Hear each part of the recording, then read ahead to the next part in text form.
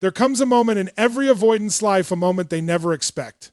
Not when you cry, not when you beg, not even when you try to save the relationship. Their breaking point begins the day you finally become silent. Because for so long, they believed your love would wait forever. They believed your patience had no limit. They thought no matter how distant they became, no matter how cold their behavior was, you would always return. And maybe you did. Maybe you kept giving chances to someone who kept giving confusion. Maybe you loved harder every time they pulled away. Maybe you kept trying to prove your worth to someone emotionally unavailable. But eventually, something inside you changed. You became tired of carrying the relationship alone. And the dangerous thing about that moment is this. When someone with a good heart finally stops fighting, they rarely come back the same. At first, the avoidant feels relief. No pressure. No emotional conversations. No accountability. They convince themselves they wanted space, freedom, distance.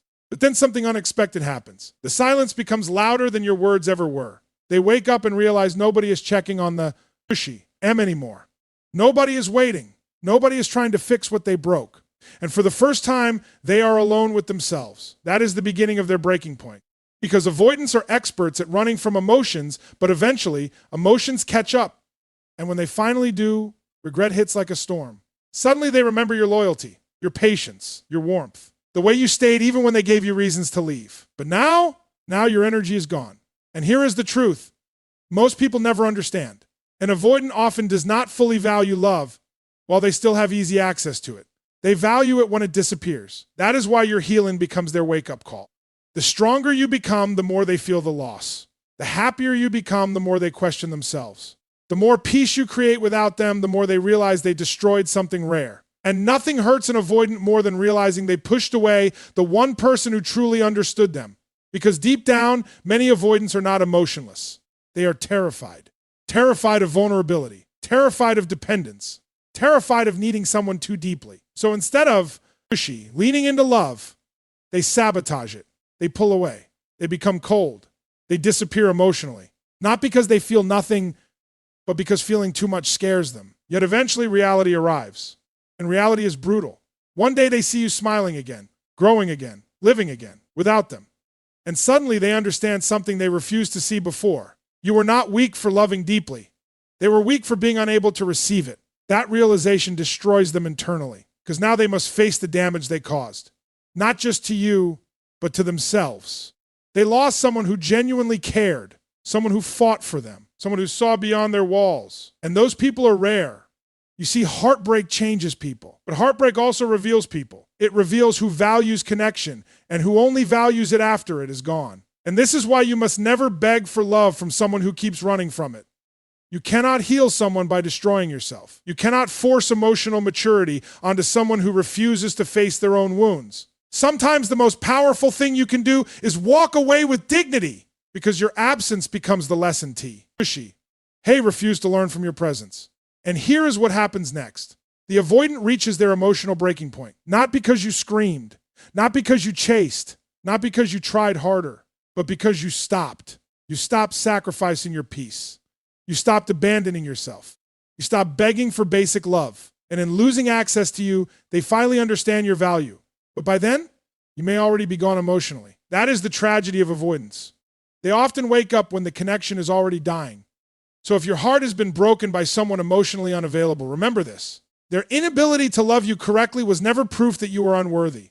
Some people lose extraordinary love because they are at war with themselves. And one day, when the silence becomes unbearable, when the emptiness finally reaches them, when they replay every moment they took you for granted, that will be the avoidance breaking point. The moment they realize they did not just lose a relationship, they destroyed a heart that once loved them completely. When you finally stop chasing, something shifts in a way that words can't fully capture. On the surface, pushy, I'm dramatic happens. No explosion, no apology, no emotional confession. Just silence. But underneath that silence, everything begins to change. Because for the avoidant, silence is not empty, it is unfamiliar. And what is unfamiliar often becomes uncomfortable, even if they never admit it out loud. For a long time, they were used to a certain pattern.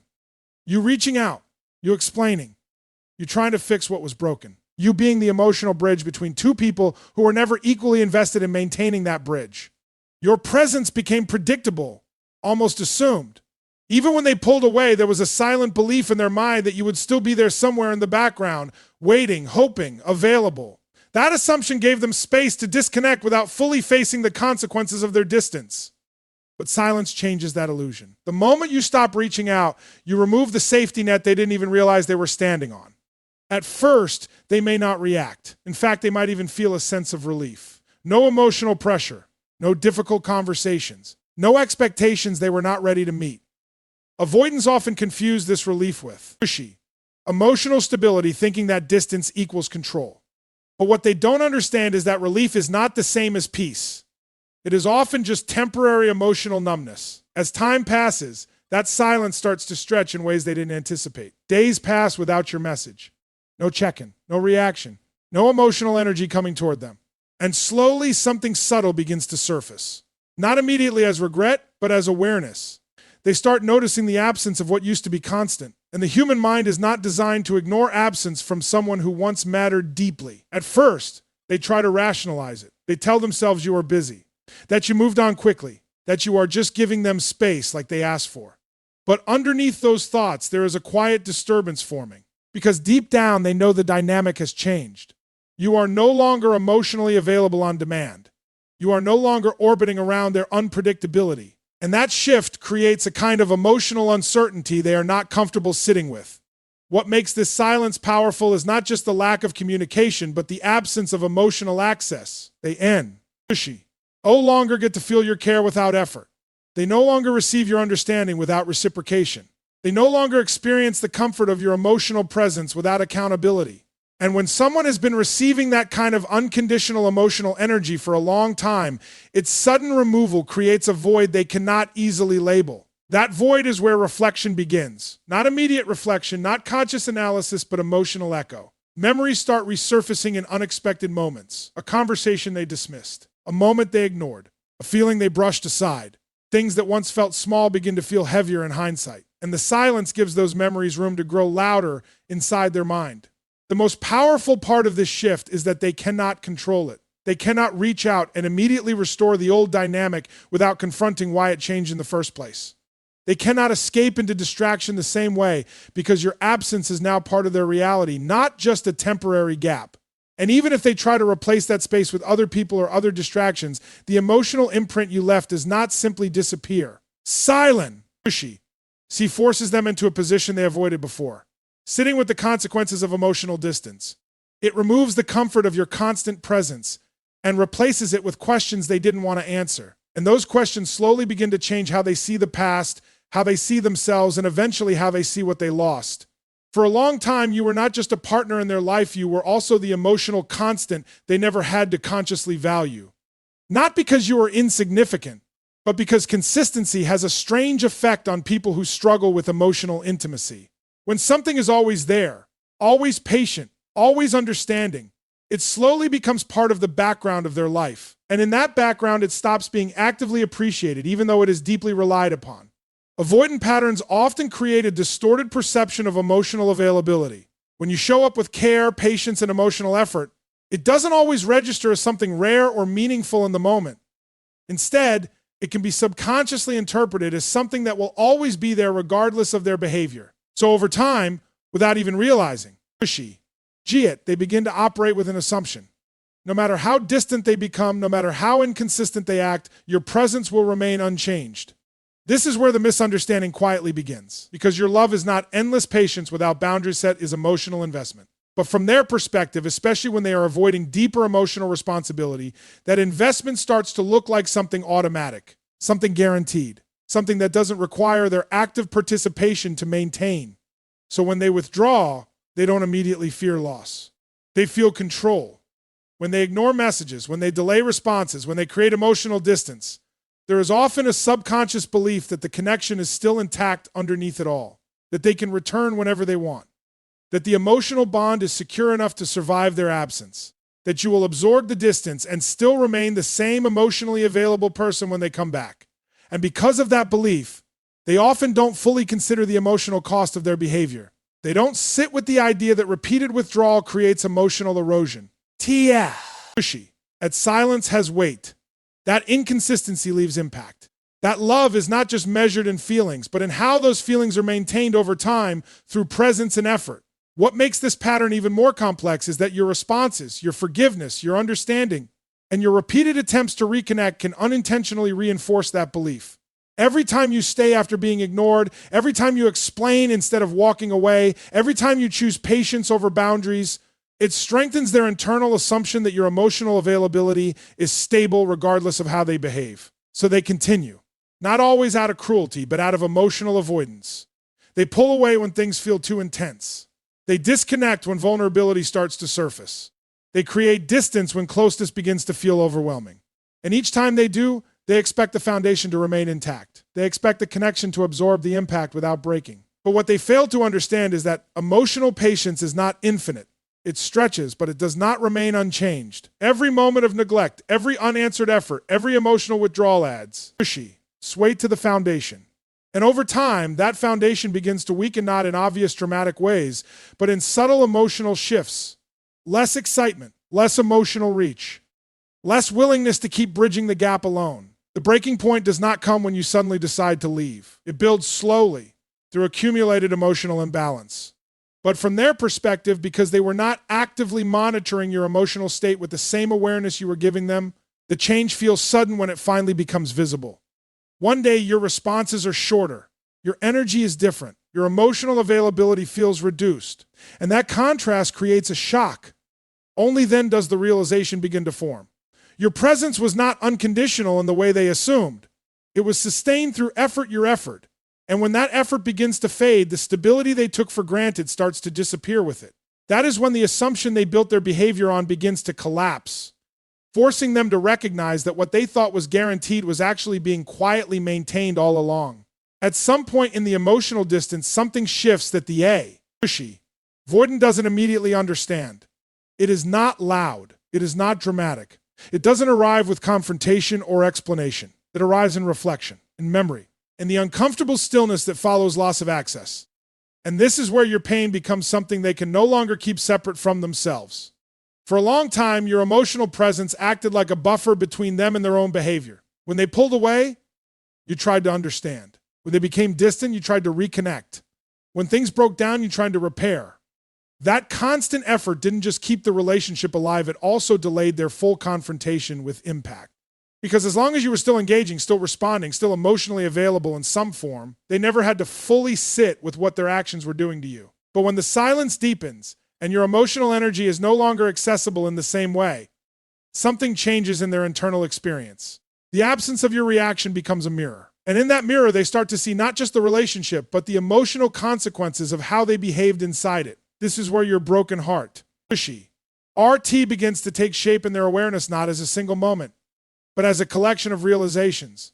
They remember the times you tried to explain how their distance affected you. They remember moments you looked for reassurance that they didn't fully give. They remember how often you reached out first, how often you tried to stabilize something that was emotionally unstable. And now, without your presence softening those memories, those moments begin to feel heavier than they did before. What once felt like minor discomfort in the moment starts to look like emotional impact in hindsight. They begin to reinterpret situations they previously dismissed. A message they didn't respond to now feels more significant. A moment of withdrawal they justified now feels more avoidant than necessary. A time they shut down emotionally now carries a different weight because there is no immediate distraction from it. And as those memories stack, they begin to form a pattern they can no longer ignore. Not just what happened, but what it caused.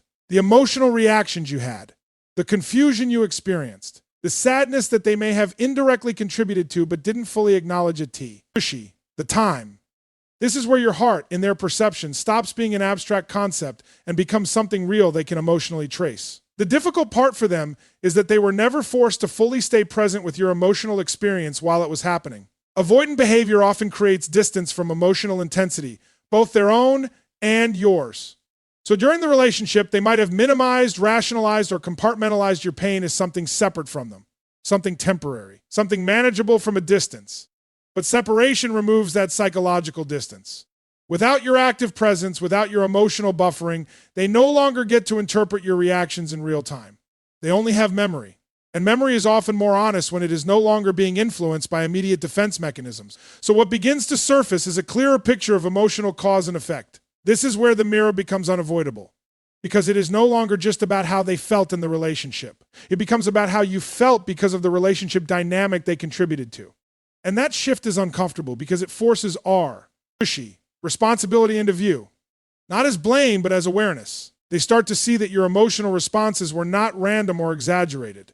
They were reactions to consistency, or lack of it, to presence and absence, to closeness followed by withdrawal, to hope followed by confusion. And once they connect those patterns, your pain stops being something they can distance themselves from internally.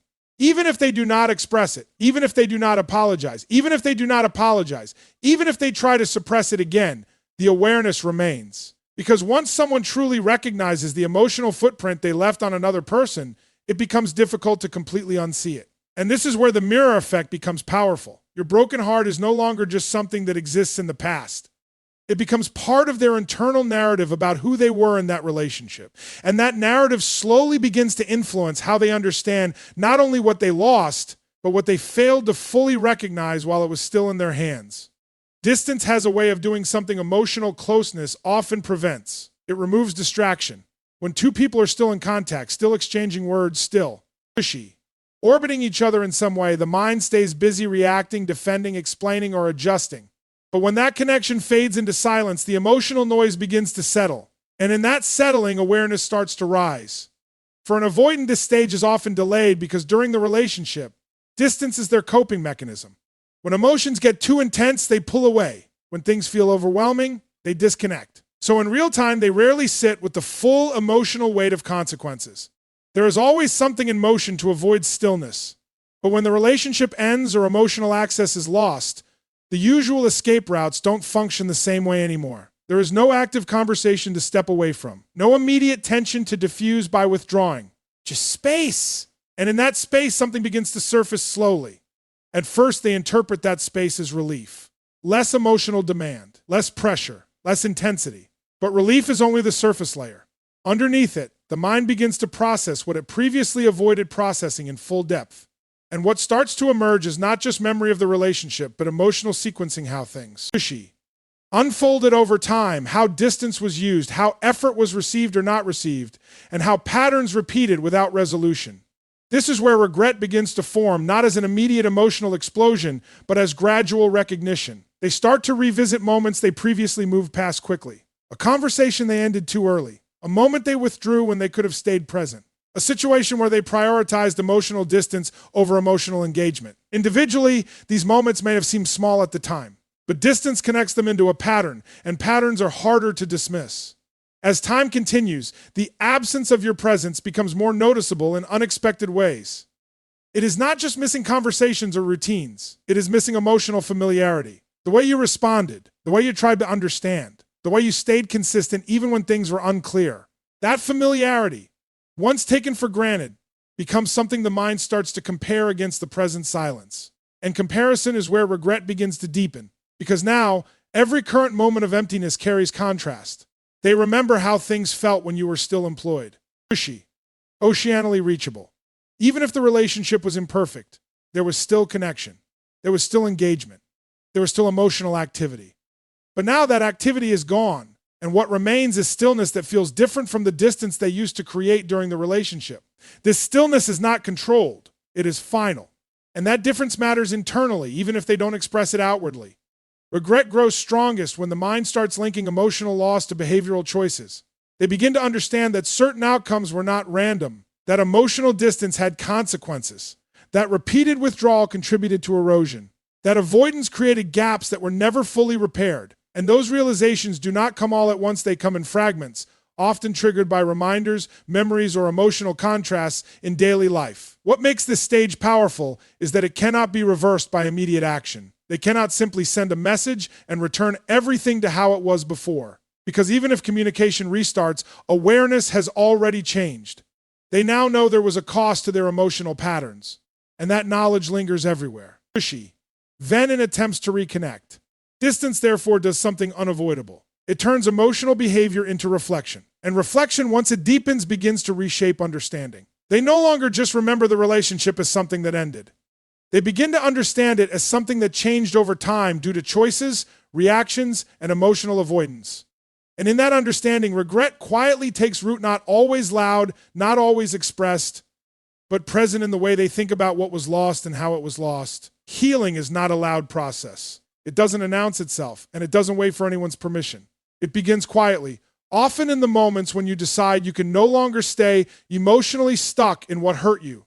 And for the avoidant, this shift in you becomes one of the most powerful emotional triggers, not because you are trying to affect them, but because your transformation removes the version of you they were emotionally accustomed to. When you were still emotionally invested in trying to fix things, your energy was directed outward. You were analyzing, explaining, hoping, adjusting, and trying to bridge gaps that were not being equally pushy, ridged from the other side.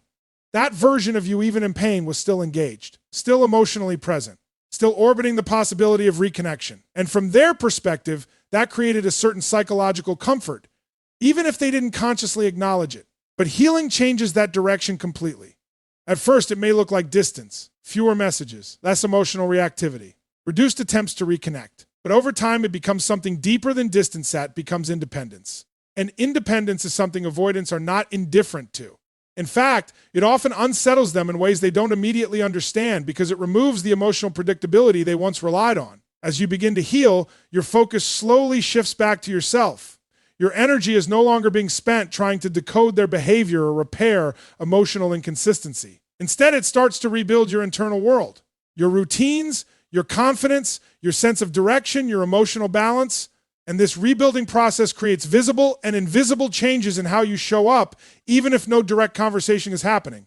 This is where perception starts to shift, on their side, because avoidants often process connection through contrast. They may not fully appreciate emotional presence while it is consistent, but they become highly aware when that presence changes. So when they notice that you are no longer emotionally reaching in the same way, something subtle begins to register. The emotional access they once had is no longer automatically available, and that realization carries weight. It is not just about missing communication. It is about recognizing that the emotional dynamic has changed permanently or at least significantly. You are no longer in the same emotional position relative to them. You are not waiting in the same way. You are not responding in the same emotional tone. You are not available in the same pattern they once experienced. What makes your healing powerful is that it redefines your value in their perception without you having to say anything. Because now, instead of feeling like a stable emotional presence in the background, you become someone who is evolving without them. And evolution creates uncertainty. It forces reflection. It challenges assumptions. They begin to question whether they fully understood your IMO, Chanel depth while they had access to it. They start comparing the present version of you calm, less reactive, more self-contained with the version they remember, which was more emotionally engaged and available. And in that comparison, something uncomfortable begins to form. The realization that your emotional energy was not infinite, and it was not dependent on them. The more you heal, the more that contrast grows. Your silence becomes different. Your absence becomes more meaningful. Not because you are trying to send a message, but because you are no longer emotionally entangled in the same way.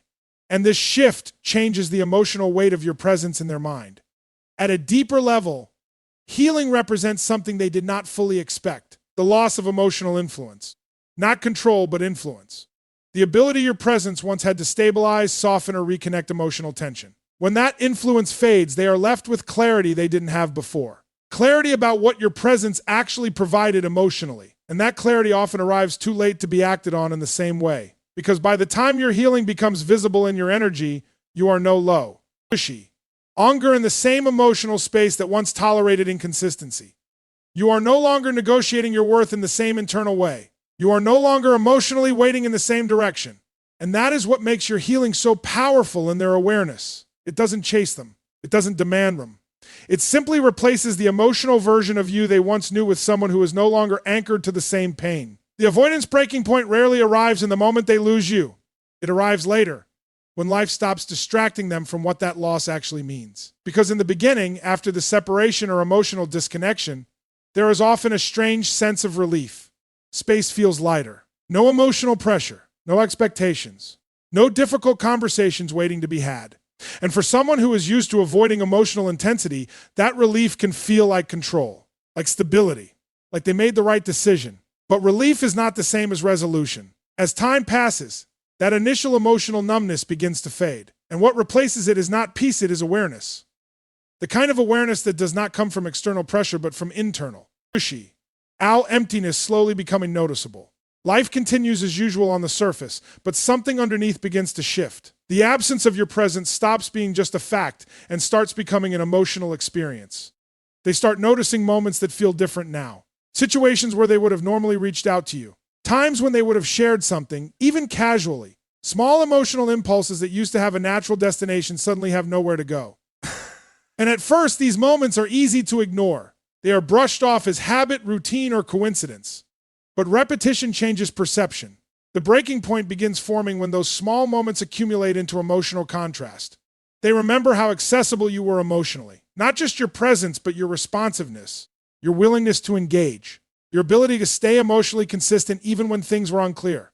And now, in contrast, they are sitting in a version of life where that emotional consistency is no longer available. What makes this realization difficult for them is that it is not triggered by conflict. It is triggered by absence. There is no argument to respond to, no pushy, situation to blame, no immediate reason to rationalize away. Just silence and memory. And memory, when it is no longer being interrupted by active emotional interaction, becomes more honest. They begin to replay moments differently. Not just what happened, but what it meant. Conversations that were once dismissed now feel more significant. Your reactions that were once minimized now feel more understandable. Your emotional responses, your patience, your frustration, your withdrawal, all of it begins to form a clearer picture when viewed from distance instead of avoidance. And slowly, something uncomfortable emerges. Accountability and reflection. Not necessarily expressed outwardly, but experienced internally. They start to recognize that certain emotional patterns were not neutral. That distance had consequences. That withdrawal created impact. That avoidance did not protect the connection, it shaped its decline. And this recognition is not instant. It builds gradually, often in quiet moments when there is nothing external competing for attention. What intensifies this breaking point is contrast. They may encounter other interactions, other connections, or even simple daily experience. Pushy.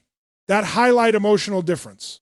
But none of them replicate what was lost. Because what was lost was not just a personette, was a specific emotional dynamic that felt uniquely stable compared to what followed. And in that comparison, realization deepens.